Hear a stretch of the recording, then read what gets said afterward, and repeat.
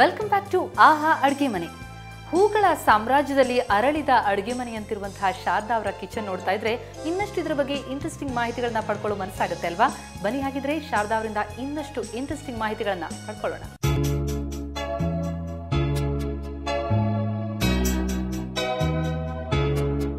ಇಲ್ಲಿ ಬಹಳ ಸ್ಟೋರಿಂಗಿಗೆ ಇಲ್ಲೂ ಒಂದಿಷ್ಟು ಮಾಡ್ಕೊಂಡಿದ್ರೆ ಇದು ಲುಕ್ ವೈಸ್ ಕೂಡ ಚೆನ್ನಾಗಿ ಕೊಡ್ತಾ ಇದೆ.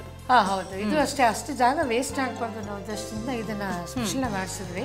ಕರಾಕರಿ ಎಲ್ಲ ತುಂಬಾ ಇತ್ತು ಕೂಡ, ಹಾಗಾಗಿ ಗಿಡಕ್ಕೆ ಜಾಗ ಇರುತ್ತೆ, ಈಸಿಲಿ ತಕ್ಕೊಳ್ಳೋಕೆ ಕೂಡ ಈಸಿ ಇಟ್ಕೊಂಡ್ಬಿಟ್ಟು, ಹಾಗೆ ಜೊತೆಗೆ ಕಾಣಕ್ಕೂ ಚೆನ್ನಾಗಿರುತ್ತೆ ಅಂತ ಗ್ಲಾಸ್ ಇದೆ. ಯೂಶಲಿ ಎಲ್ಲ ವುಡನ್ ವಿಂಡೋಸ್ ಮಾಡ್ತಾರೆ. ಹೌದು ಹೌದು, ಸ್ವಲ್ಪ ಓಪನ್ ಆಗಿರಲಿ, ಲುಕ್ ಚೆನ್ನಾಗಿರುತ್ತೆ ಅನ್ನೋ ಉದ್ದೇಶದಿಂದ ಆ ಥರ ಮಾಡಿಸಿದ್ವಿ. ಆಮೇಲೆ ಅಲ್ಲೇ ಫ್ರಿಜ್ ಪ್ಲೇಸಿಂಗು ಎಲ್ಲವೂ ಅಲ್ಲೇ ಮಾಡ್ಕೊಂಡಿರೋ ಅದಕ್ಕೂ ಕೂಡ ಕರೆಕ್ಟಾಗಿ ಅಷ್ಟೇ ಬಿಟ್ಟು ಮಿಕ್ಕಿದೆಲ್ಲ ಪ್ಲಾನ್ ಮಾಡಿ, ಆಮೇಲೆ ಕಾರ್ನರ್ ಕೂಡ ಆ ಥರ ಬರಲ್ಲ ಅಂದ್ಕೊಳ್ಳಿ ಅದನ್ನೆಲ್ಲ ಕಟ್ ಮಾಡಿ ಆ ಕಾರ್ನರ್ ತರ ಬರಲಿ ಅಂತ ಆ ಥರ ಶೇಪ್ ಕೊಟ್ಕೊಂಡಿದ್ದೀರಿ. ಓಕೆ, ಸೊ ಅದು ಒಟ್ಟು ನಿಮ್ಮ ಮತ್ತೆ ನಿಮ್ಮ ಮನೆಯವರ ಇಬ್ಬರದ್ದು ಐಡಿಯಾಸ್ಗಳು ಇದರಲ್ಲಿದೆ. ಸೊ ಹಂಗಾಗಿ ಅವ್ರನ್ನೂ ಒಂದು ಸ್ವಲ್ಪ ಮಾತನಾಡಿಸ್ಲೇಬೇಕು ನಾವು.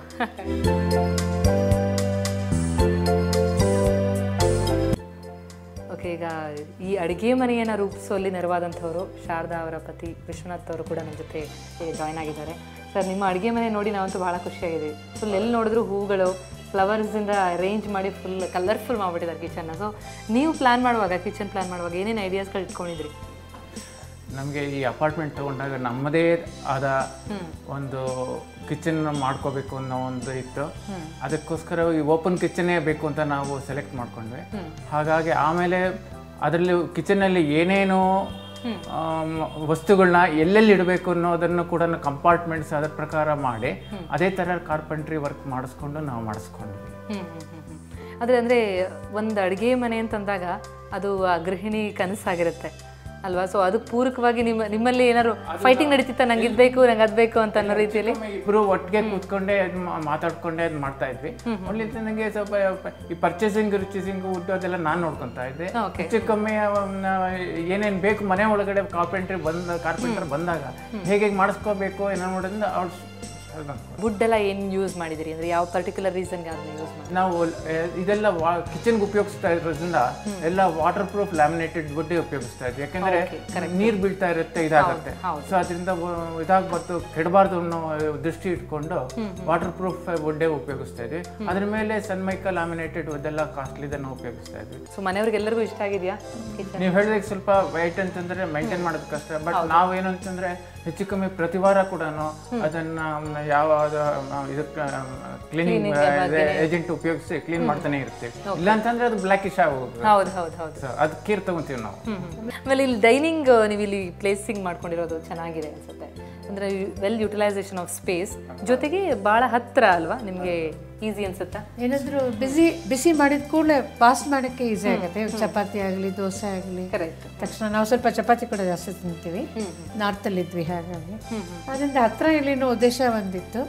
ಅಲ್ಲಿ ಓಪನ್ ಆಗಿದೆ, ಬೇಗ ಕಾಣುತ್ತೆ ಅವ್ರಿಗೆ ಏನ್ ಬೇಕು ಅಂತ, ಹಾಗಾಗಿ ಈ ಥರ ಆಪ್ಟ್ ಮಾಡ್ಕೊಂಡ್ವಿ. ಸೊ ಇದು ಎಷ್ಟು ವರ್ಷದ ಹಿಂದಿನ ಮಾತು? ಯಾವಾಗ ನೀವು ಇಷ್ಟು ತಲೆ ಕೆಡಿಸ್ಕೊಂಡು ಇಷ್ಟು ಸುಂದರವಾದ ಅಡುಗೆ ಮನೆ ಮಾಡ್ಲಿಕ್ಕೆ ಸಾಧ್ಯ ಆಗಿದ್ದು ಅಂತ? ಇದು ನಾವು ಅಪಾರ್ಟ್ಮೆಂಟ್ 2007 ತಗೊಂಡ್ವಿ.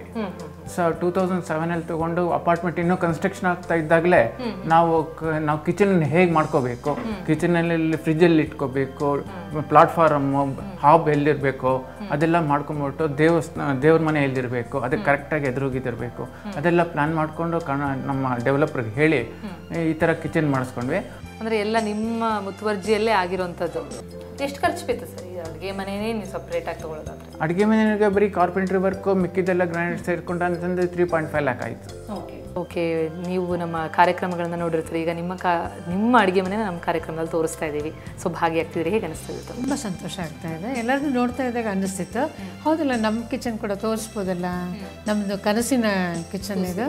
ಅದು ತುಂಬ ಚೆನ್ನಾಗಿತ್ತು, ಕೆಲವ್ರದ್ದೆಲ್ಲ ತುಂಬಾ ಚೆನ್ನಾಗಿತ್ತು. ನಮ್ಮದು ಕೂಡ ಪುಟ್ಟದಾದರೂ ಕೂಡ ಚೆನ್ನಾಗಿದೆ ಅಂತ ನನಗೆ ಅನ್ನಿಸ್ತಿತ್ತು. ಹಾಗಾಗಿ ನಮ್ಮದು ಕೂಡ ತೋರಿಸ್ತಾ ಇದ್ದೀರಾ, ನಮ್ಮ ಆಸೆ ಕೂಡ ನೀವು ಈಡೇರಿಸ್ತಾ ಇದ್ದೀರಾ. ಸುವರ್ಣವಾಹಿನಿ ಎಲ್ಲ ಇದಕ್ಕೆ ನಿಮ್ಮ ಎಲ್ಲರಿಗೂ ಕೂಡ ತಂಡದವರಿಗೆ ನಮ್ಮೆಲ್ಲ ಇಬ್ಬರ ಪರವಾಗಿ ವಂದನೆ. Thank you so much.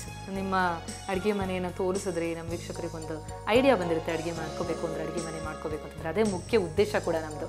ಮಾಡುವಾಗ ಒಂದು ಗೈಡೆನ್ಸ್ ಸಿಗಲಿ ಅಂತ ಹೇಳಿ. Thank you so much.